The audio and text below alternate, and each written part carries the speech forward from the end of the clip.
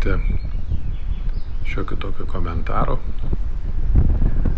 Startavau nuo kopos ir kadangi jau buvau toli nuskridęs nuo savo starto pozicijos, nusprendžiau, kad jau laikas grįžti namo. Ir kai pasukau pavėjui namo, kažkaip įtartinai atrodė pasikeitusios sąlygos. Tai vėliau jau nusileidęs tik tai supratau, kad tiesiog pasikeitė vėjo kryptis, vėjas pasidarė beveik išilgai kranto ir stipriai pakrito. Todėl skrendu atgal visiškai sparno kampu braukdamas virš šlaito viršūnės.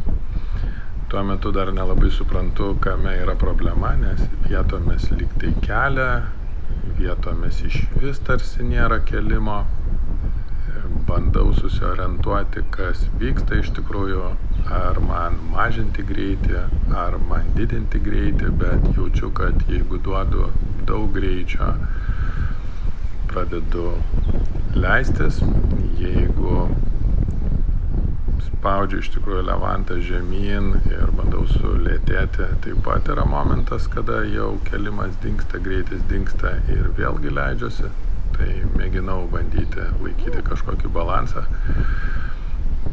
Skristi buvo kiek nejauku, todėl kad kadangi vėjas pučia iš nugaros, pučia iš ilgai, bandau iššokti ant šlaito ar ne, bet kelimo nėra, greitis beprotiškas, iš tikrųjų kartais šiek tiek kampą pagauna, bet čia jau supratau, kad viskas išėjau iš srauto.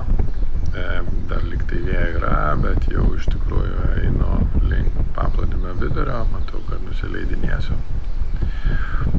Tai va, tai taip, žodžiu, pasiskraidžiau pavėjui, smagiai pračiuožiau paplūdimio, po to dar 4 kilometrus parėjau namo.